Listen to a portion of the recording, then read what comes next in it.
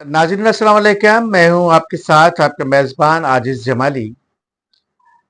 अ, 2 रोज़ कबल सिंध के शहर मोरो में एक बड़ी हंगामाराई हुई और एक मुज़ाहरा था।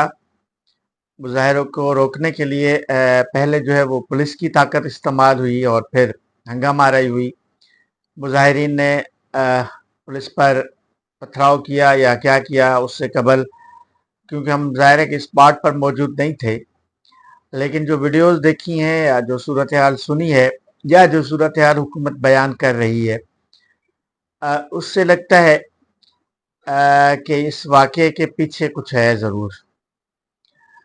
वाक़या हुआ, फायरिंग हुई और उसके बाद जलाओ घेराव हुआ। हाईवे पर, नेशनल हाईवे पर ट्रक्स को जलाया गया, गाड़ियों को जलाया गया। बिलाखिर सिंध के वज़ीर दाखिला ज़ियाउल हसन लंजार के घर को जलाया गया मोरो में। ज़ियाउल हसन लंजार के बंगले पे कोई धावा बोला लोगों ने और फिर आग लगा दी गई और फिर उसमें घर के अंदर का फर्नीचर और दीगर साजो सामान जला दिया गया। इस पूरे वाक़ये के बाद एक सवाल ये उठा कि वज़ीर दाखिला के घर पे इतना बड़ा हमला हुआ, पुलिस कहाँ थी? खुद पीपल्स पार्टी के वहाँ के मकामी लोग भी पुलिस पर सवाल उठा रहे हैं। लेकिन उसके बाद फिर वहाँ ज़ियाउल हसन लंजार के अपने हामी वहाँ पे पहुँचे, हथियारबंद लोग वहाँ पे पहुँचे, मुसल्लह लोग। फिर उन्होंने मुज़ाहिरीन पर जो है फायरिंग की और एक नौजवान जो है वो जाँ बहक हो गया, शहीद हो गया और इस तरह ये मामला मज़ीद ख़राब हो गया। बज़ाहिर तो ये एक मुज़ाहिरा था, मुज़ाहिरे के बाद एक वाक़या हुआ और पुरतशद्दुद वाक़या हुआ। सिंध के लिए तशद्दुद का आलम जो है किसी भी तरह ठीक नहीं है। हालांकि सिंध एक पुरअमन खित्ता है।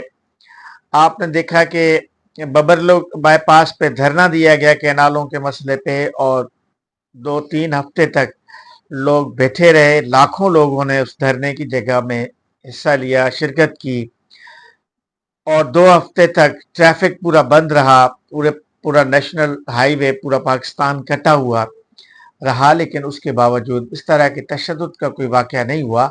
और उस धरने की कामयाबी ही ये थी कि वो बड़ा पुरअमन था और मुनज़्ज़म था और सियासी उसकी एक ताकत बनी कि हुकूमत मजबूर हुई और फिर वफाकी हुकूमत मजबूर हुई और CCI का इजलास बुलाया गया और बिलाखिर ये धरना ख़त्म इस सेंस में हुआ कि कैनालों को ख़त्म करने का ऐलान हुआ। तो अब कैनालों का मसला ठंडा हो गया और फिर यहाँ भी मोरो में कैनालों का मसला उठा के एक एहतजाज किया गया जिसमें इतना बड़ा नुकसान हुआ कि एक नौजवान जाँ बहक हुआ और एक सुना है कि शदीद ज़ख्मी है। और फिर वज़ीर दाखिला का बेंगलो जलाया गया और जलाओ घेराव किया गया। लेकिन आज इसी पस मंज़र में सिंध असेंबली में बड़ी बातें हुई हैं। सिंध असेंबली में इस तरह का आज बाकायदा बात हुई है कि इस पूरे के पीछे प्रॉक्सी वॉर है। प्रॉक्सी वॉर किसकी है? भारत की। सूबाई वुज़रा ने बाकायदा ये बात खुल कर कही है कि जिस तरह बलूचिस्तान और KP में प्रॉक्सी वार हो रही है इंडिया की तरफ से, उसी तरह की प्रॉक्सी वार जो है वो सिंध में भी शुरू हो गई है। ये जो है वज़ीर बल्दियात सईद गनी ने एक करारदाद पेश की सिंध असेंबली में वज़ीर दाखिला ज़ियाउल हसन लंजार के घर को नज़र आतिश करने के ख़िलाफ़, और उस वाक़े को दहशतगर्दी करार दिया गया और मुतालबा किया गया कि तमाम दहशतगर्दों को गिरफ़्तार किया जाए, वाक़े की तहकीकात कराई जाए।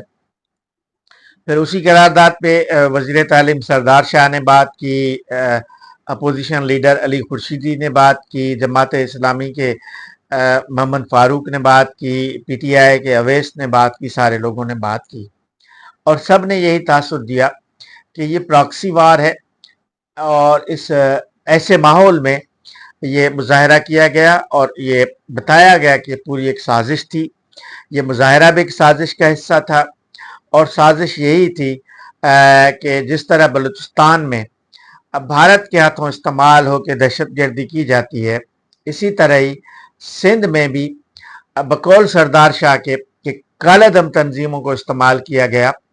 انہوں نے چند روز قبل سندھ کے علاقے ماتلی میں ایک لشکر طیبہ کے نظامانی رہنما کے قتل کی بھی مثال دی اور کہا کہ اب سندھ میں یہ جہادی تنظیم ہے، سندھ میں کالا دم تنظیموں کا ایک نیٹ ورک ہے اور کالا دم تنظیمیں پراکسی وار کا حصہ بن رہی ہیں۔ تو اب سوال یہ اٹھتا ہے کہ کیا سندھ میں بھی پراکسی وار شروع ہو گئی ہے؟ کیا سندھ میں بھی بھارت کا اتنا، اس کو ضرور دیکھا جائے کہ اس واقعے کو بھارتی میڈیا نے بڑے پیمانے پہ اٹھایا۔ سندھ میں بڑے بڑے واقعات ہوتے ہیں، لیکن اس واقعے کو مورو کے واقعے کو بھارتی چینلز نے باقاعدہ پاکستان کی فوج سے جوڑ دیا، پاکستان اور انڈیا کے اس جنگ سے جوڑ دیا جس میں بھارت کو شکست ہوئی، جس میں بھارت کے خلاف پاکستانی فضائیہ نے بہت بڑا زبردست کارنامہ سر انجام دیا۔ اسی سے انڈین میڈیا نے مورو کے واقعے کو جوڑا ہے اور کہا ہے کہ پاکستانی ایک ویڈیو دکھائی جا رہی ہے، پاکستانی فوج کی ایک گاڑی گزر رہی ہے، وہاں سندھی نوجوان جو ہے نعرے بازی کر رہے ہیں، اور پھر بتایا جا رہا ہے انڈین چینلز میں کہ سندھ میں جو ہے فوج کے خلاف اتنی بڑی اتنا بڑا اس کو ابھارا گیا جیسے کوئی بہت بڑی بات ہو گئی، حالانکہ یہ ایک بالکل معمولی بات تھی۔ لیکن میں بات کروں گا سندھ اسمبلی کی، جس میں بتایا گیا کہ سندھ میں پراکسی وار شروع ہو گئی ہے۔ جس طرح بلوچستان میں دہشت گردوں کو پراکسی وار میں دہشت گردی کے لیے استعمال کیا جاتا ہے بھارت کی طرف سے، پھر اسی تناظر میں جو گزشتہ روز خوزدار میں واقعہ ہوا، آرمی پبلک اسکول کی بچیوں کو شہید کیا گیا، اس واقعے میں جو بس پہ دہشت گردی کا واقعہ ہوا اس کو لنک کیا گیا، اس کے خلاف بھی ایک قرارداد سے اسمبلی میں منظور ہوئی متفقہ طور پہ، اور پھر ضیاء الحسن لنجار کے گھر کو نظر آتش کرنے کے واقعے کے خلاف بھی تمام جماعتوں نے مل کر ایک متفقہ قرارداد منظور کی، اور اس قرارداد میں جو تقاریر ہوئی اس میں یہ کہا گیا کہ اس واقعے کے پیچھے بھی بھارت ملوث ہے، بھارت شامل ہے۔ اب بھارت کیسے شامل ہے؟ جس میں نے بتایا کہ سردار شاہ نے جس پر حوالہ دیا کہ کالا دم تنظیم کو استعمال کیا گیا ہے۔ تو اب سندھ کی پرامن دھرتی میں، سندھ جس کو صوفیوں کی دھرتی سرزمین کہا جاتا ہے، جس کو پرامن لوگوں کی سرزمین کہا جاتا ہے، کے پی اور بلوچستان میں تو دہشت گردی، طالبانائزیشن اور دیگر ساری باتیں ہم نے دیکھی، لیکن سندھ میں کبھی اس طرح کی بات نہیں ہوئی جس طرح آج سندھ اسمبلی میں بتایا گیا۔ ظاہر ہے کہ اس پہ وزیر داخلہ ضیاء الحسن لنجار نے اپنی پارٹی کو بتایا ہوگا، اپنی حکومت کو بتایا ہوگا، وزیر اعلیٰ سندھ کو بتایا گیا ہوگا، اور اس میں ظاہر ہے کہ اس واقعے میں لوگ گرفتار بھی ہوئے ہیں، لوگوں کے خلاف ایک ایف آئی آر درج ہوئی ہے، 788 کا جو ہے مقدمہ میں درج ہوا ہے۔ بتایا جا رہا ہے کہ لغاری قبیلے کے لوگوں کے خلاف بہت سارے مقدمات درج ہوئے ہیں، اور بتایا جا رہا ہے کہ اس میں بڑی تعداد ایک ہی قبیلے کے لوگ۔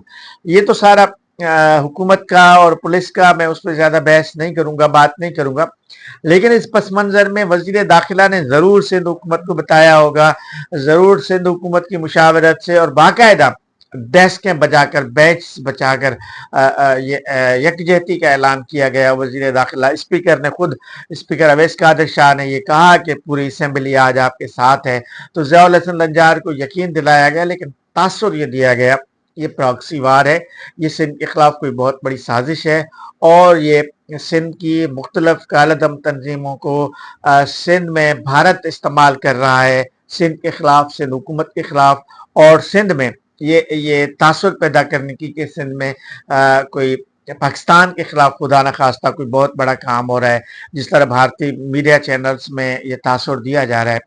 حالانکہ میں یہ سمجھتا ہوں کہ یہ پراکسی کی باتیں اور یہ بھارت سے جوڑنے کی باتیں اپنی جگہ پر، لیکن یہ ایک مظاہرہ تھا، ایک احتجاج تھا، جو پھر بعد میں ایک پرتشدد احتجاج میں تبدیل ہوا، اور پھر جلاؤ گھیراؤ ہوا، یہ سارا۔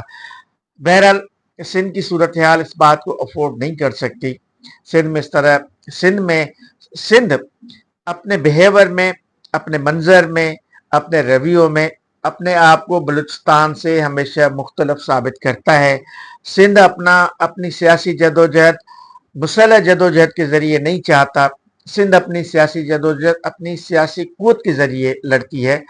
یہ جو کینالوں کا جدوجہد تھی اس میں بھی سندھ نے یہی ثابت کیا کہ سندھ نے اپنے اسٹیٹ پاور اور اپنی پولیٹیکل پاور کے ذریعے اپنے مطالبات منوائے، نہ کہ ہتھیار بند جدوجہد یا مسلح جدوجہد کی سندھ میں کوئی گنجائش نہیں ہے اس وقت۔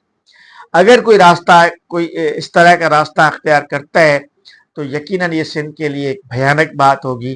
اگر سندھ میں کوئی مسلح راستہ اختیار کرتا ہے تو یقیناً یہ سندھ کے اس پرامن جدوجہد، اس پرامن سیاسی میچورٹی کے خلاف ایک سازش ہو سکتی ہے۔ لیکن اگر یہ سازش ہے تو ظاہر ہے کہ حکومت کا کام ہے پھر اس کو ظاہر کرے، بتائے کہ سازش کے کردار کون تھے، کون سی تنظیم اس میں ملوث تھی، کون اس میں پھر جو گرفتار ہوا ان سے کیا انویسٹیگیشن ہوئی، یہ ثابت کرنا بہرحال سندھ حکومت کی ذمہ داری ہے۔ اگر یہ پراکسی وار ہے تو پھر اس پراکسی وار کی اس سازش کو بے نقاب کرنا چاہیے۔ اگر اس میں بھارت ہے تو اس کو بے نقاب کرنا چاہیے۔ اگر واقعی بھارت سندھی نوجوانوں کو کسی بھی طرح پاکستان کے خلاف استعمال کرتا ہے، پراکسی میں استعمال کرتا ہے، تو پھر یہ وزیر داخلہ کی اپنی ذمہ داری بنتی ہے ان تمام واقعات کو بے نقاب کرے، اس واقعے کے خلاف تحقیقات کرے اور اس کو انویسٹیگیٹ کر کے ان تمام کرداروں کو بے نقاب کرنا چاہیے۔ آج کے پروگرام کے بارے میں اپنی آراء سے مجھے آگاہ کیجیے گا۔ اپنے میزبان عاجز جمالی کو دیجیے گا اجازت۔ اللہ حافظ۔